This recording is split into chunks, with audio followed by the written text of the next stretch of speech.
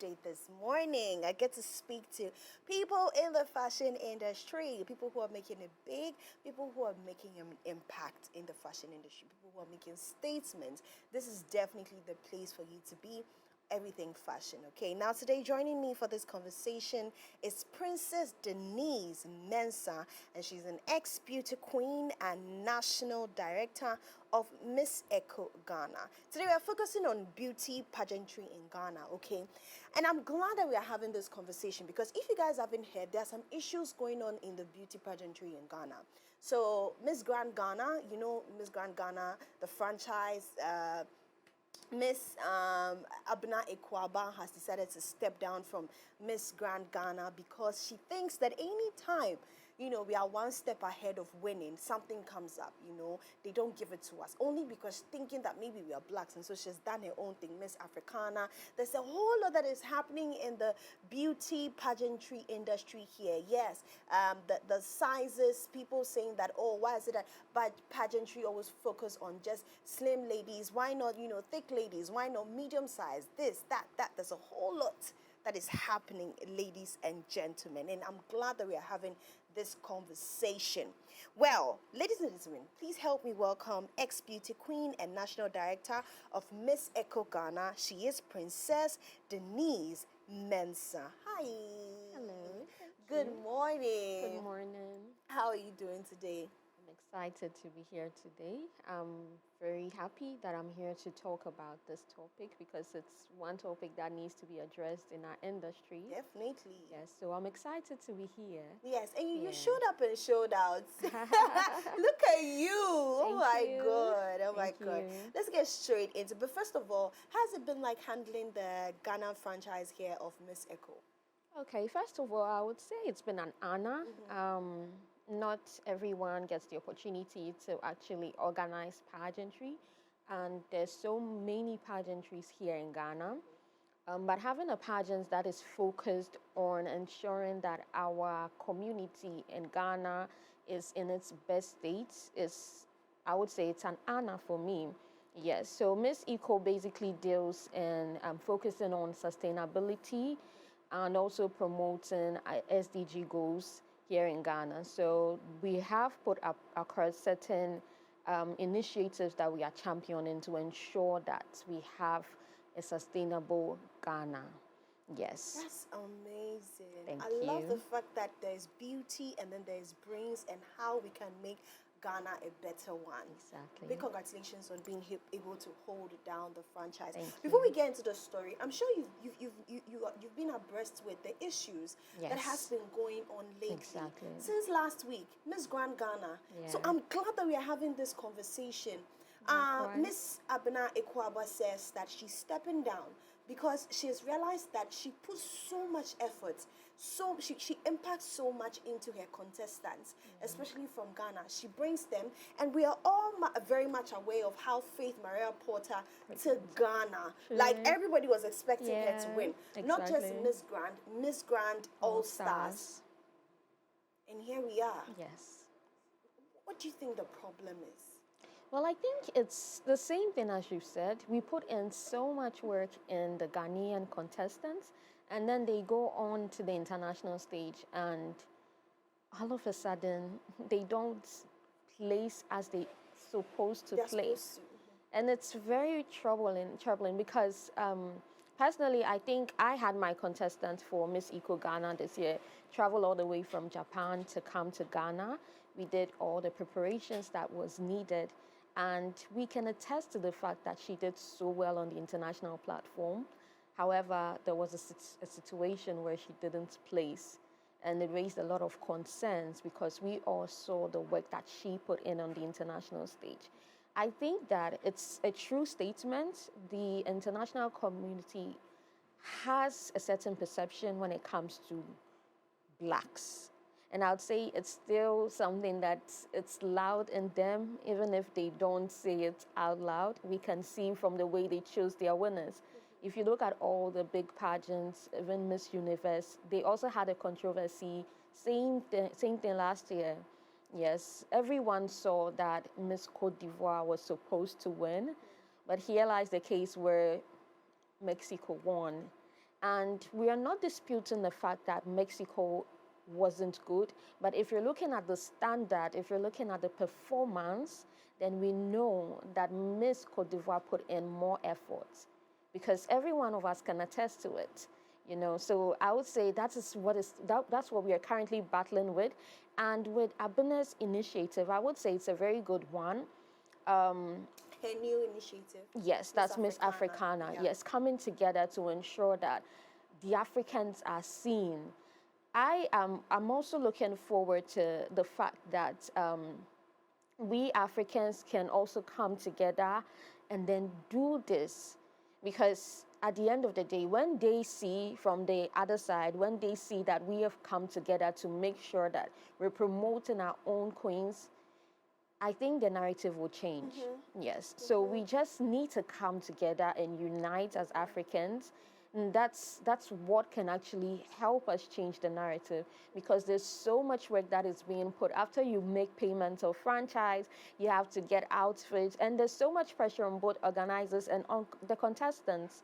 Yes, because some people have very short periods to prepare, and then they put in so much work. I think we even employ or we hire international trainers sometimes to teach these girls, because we want to produce the best. But at the end of the day, we do all this and it's clear that there is unfair treatment going on. Oh yes, God, it's that's so true. clear. It's That's so true. clear. So Yeah, clear. Because how is Faith Mariah still not our winner exactly. after two? Yes, After and we two, all saw the effort the she put efforts. in. Yeah, yeah. Exactly. I'm glad that we're having this conversation, because Yeah. it's something that was on my chest. Yeah. I had to let it out. But we're looking at life beyond the crown. Yes. Life beyond the crown, how it feels like to be beyond the crown, the responsibilities that you have.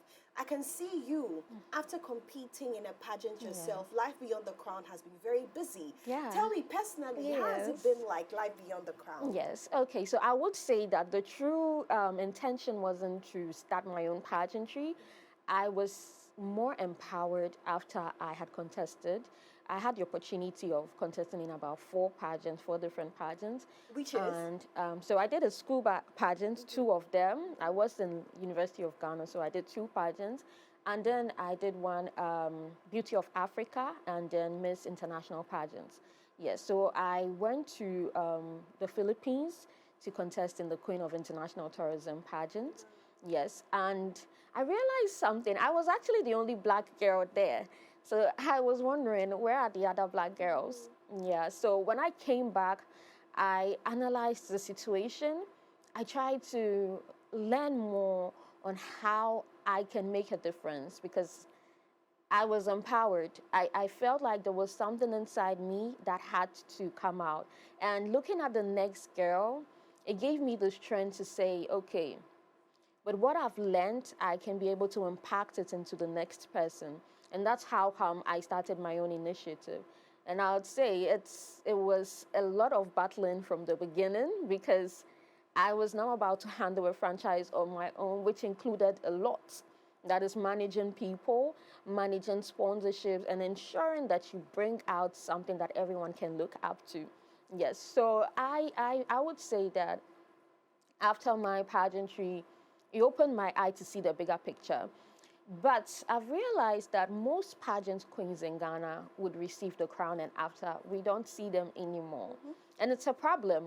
And I would say it's even one of the reasons why some people are a bit drawn back from Ghanaian pageantry.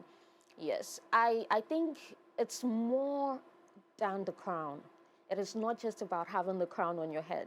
It's the responsibility that would come after you have the crown. Yes, and most people might not be able to identify it immediately, but I believe that every girl that goes into pageantry actually has a strong purpose on her life. Yes, because pageantry is a big platform, it's a big stage where you learn a lot. If you allow yourself, you would learn a lot. Yeah, you built a lot of relationships too. So for me, after I had contested and competed, when I came back, it was more of a reflection time that I had with myself. What can I actually do to stay in this industry? Because I just don't want the crown and it ends there. I'm also yearning to make the impact for the next girl to feel it. Yeah, so sorry, and that's how I started my initiative of um, Miss Eco Ghana. But I actually started with Top Model of Universe Ghana. Yes, so with that, I had a model agency where we would train the models. So with time, then it evolved into Miss Eco Ghana franchise. Yeah, Yes, yeah, and yes. that's how. So yeah, Mhm, so that's how. I would say that girls who contest in pageantry should look beyond the crown. There's so much we can do, so much. You might not be able to start your own pageant, but you can start an initiative that can have a lasting impact in Ghana. There's so many problems in Ghana we can look at. And if you're a beauty queen and you're empowered, you pick one of these problems and you try and work your project around it. Yes, and make sure you're relevant in the industry. Definitely. Yeah. That's how we've stayed relevant. Let's Yes. also take a look at disappointments Yeah. after the the the, the competition. Yes. Um, People get disappointed A lot. because they've put their heart and soul Exactly. into it. Exactly. They work super So hard. so hard. Very true. And this is what happens. Yeah. Now, after that, how should you, as a queen, because I feel like everybody who entered the competition is a winner. Yes. So, as a queen, how do you pick yourself back up? Yeah. This is a very interesting question because I was actually talking to someone about that yesterday. Yes. Currently there's so many pageants in Ghana, and so many pageants are promising a lot. Even for some of the winners, even after they win, they actually don't feel like they have won. Yes. There's a lot of disappointment that come in pageantry. I would say personally, I was disappointed at a point because some of the things that I was expecting to see, I didn't see them. But I took up the initiative to say, it's part of life. It happens. Disappointments come. Even if you're starting a business, sometimes you might make profit, you might make loss. Yes. So I took it upon myself that, you know what, it didn't go as we expected, but it's not the end of the world. You can still make a difference. You can still pick up yourself and do something. Sometimes it's so difficult. It's so difficult because we enter pageantry with so many expectations.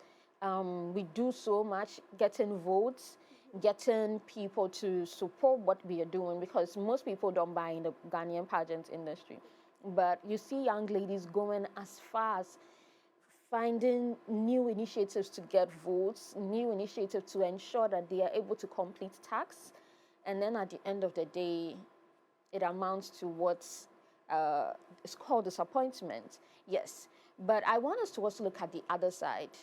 You might not be the winner, you might not have the crown, but what you can do is to actually tell yourself that as long as I'm a part of this, then it means that I qualify to be a queen.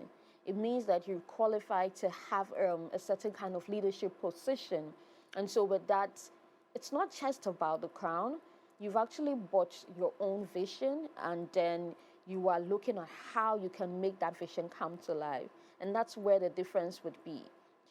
Yes, it's not just about the crown. I mean, the crown is beautiful, very glamorous, but it doesn't end there. There's so many responsibilities that will unfold after. So the disappointments would come. Yes, for instance, I think Face of Hope beauty pageants, first runner up, she was disappointed after she lost, and I know she started making excuses like, oh, I can't take up this responsibility now because I have other obligations, and there was a lot of controversy. So if you had won, would you get this? But we cannot tell at that point that she was disappointed because what she was expecting wasn't what happened. But at the end of the day, it's not the end of the world. I would say it's not. It's just an opportunity for you to realize your next step. Like for me, I think there was one pageant I knew I didn't win. I saw it as an opportunity for me to contest another. Yes, and it's always about what actually did make me win. You identify that mistake. How best can I work on my next pageant? And then it makes the difference. So for me, I would say that we should look beyond the crown. It's not just the crown, it's not just the glamour. It's not that. We need to find ourselves and know that this is me, this is what I want to do. So even when I don't win, I still have found something in the pageantry. And with that, I think girls will not have so many expectations when they win, because trust me, when there's so many expectations, there will be disappointment. Definitely, Yeah, definitely. We need definitely. to have a part two of this. What do you Definitely. think? But thank you so much, Denise, for Yes. joining us. Before we go, what would you like to tell women out there who would like to actually venture into pageantry? If they're shy, if they're confused, they're embarrassed about how they look, they Yeah. want to, but they're insecure. Like, what would you like to tell them? Please give us your last words. Okay, so my last words. I would say the narrative of pageantry is changing now. Before there were very strict requirements, but currently there's been a shift. So for now, everyone is having the opportunity. What I would encourage is that ladies build themselves. Okay, some people enter not so confident. Personally, I wasn't. I mean, I was shy to speak, but I would say through pageantry, I had the opportunity to stand before quite a number of people. We even did bikini in front of a number of people. So, like, the shyness is all gone, you know? So, Yeah. yeah, it's a good platform. You might not be qualified now, but you can watch. Start by watching people, you know, watch how they do, what they do on stage, how they walk. You might not be good. There are pageants that actually train people to become better at their work. So before you even join any pageant, research is important. Research about the pageants, research past what they've done, what have their queens done. All this will give you a broader view of what to go into. Because if you don't, at the end of the day, you just end up entering anything because you feel like you want to, and you would just not even learn anything, because there are some pageants that don't teach anything, you know. So what I would say is, good for, like, luckily for you, the narrative has changed. Your body might not be the very sexy one, but we are changing the narrative. So many pageants out there. Look out for which one aligns with your vision, and then be a part of it. Yes. Definitely. Before we go, there's one more question. Okay. Let's bring it to Ghana. Yeah. When we think about the pageants industry in Ghana, are they doing enough? Honestly, are we doing enough to empower young women? Honestly, I would Beyond say the crown. No, we're yes, talking about beyond the crown. Yeah. Honestly, I would say no. I know I'm an organizer, and I'm even a part of this. You know, I feel like most of these ladies actually don't know their left from their right. So we as organizers are like shaping them into becoming, you know. I think after my second edition, I realized there was one lady very good with catwalk, but she didn't know what to do with that. So I told her, you know what? You're very good with catwalk. It's a skill. You're not going to waste it. Let's put two and two together. I told her, start a page. We get girls, you train them. You might not get money from it now, but with time it will evolve. So I think that most organizers should look just beyond crowning, because at the end of the day, it's the impact the girl is making that's important, you know. So we look beyond that. I think with time we will change that. Yes, for now, it's a starting or a stepping stone. But Ghanaian pageant organizers should look beyond the crown, should look beyond the making of money, because I know most pageant organizers are only looking at making profits. But truth is, pageant profits doesn't come now. It takes years. You know, it takes years. So I saw a very international Nigerian pageant. He put that, I've been doing this pageantry for years and it's always been losses, no profit. But he finally got one girl, and right now he feels like the purpose for the pageant is coming to a point where it can actually be fulfilled, you know. So if you're starting pageants initially and you're looking at, I need to make more profit, trust me, at the end of the day, you won't end up not even helping the girls, because you'll be too fixated on making exactly something. Yeah. exactly. But we should look beyond that and ensure that we actually instill into these girls the skills. We should let them identify that this is what I can do and this is what I can do to better it, you know. And also I would say that these organizations should also come on board to assist us, because some of these organizations can help. For instance, I know in other countries, most of the government organizations help empower the girls. It can put them in certain positions, leadership positions that can train them to a certain point. So it would be good if the organizations in Ghana could also come on board with these organizations that organize pageants and make the vision happen. So with that, I believe we can make a difference. But for now, we are not there yet. We are not there yet. Yes. I can't wait for us to get there. Definitely, myself. I can't wait for us to get there. Please, this is your camera. Please look at your camera. Let us know your social media handles, how Okay. people can reach you if you started Miss Eco, and how Yes. people can actually, get the forms. Yeah. Okay, so Miss Eco Ghana 2027 is officially opening registration next month. You can follow our social, that's Miss Eco Ghana 2026. And our main page is Global Events Management Ghana. Yes, so from there you can access Miss Eco Ghana page. You can access our website, which is missecogana.com. My personal page is Denise underscore the palm tree, Miss Perez on TikTok.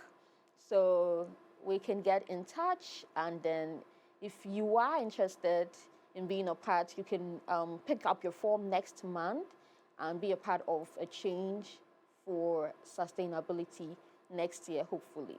Yes. Thank you so much, Miss Denise. It's Yeah. been an awesome.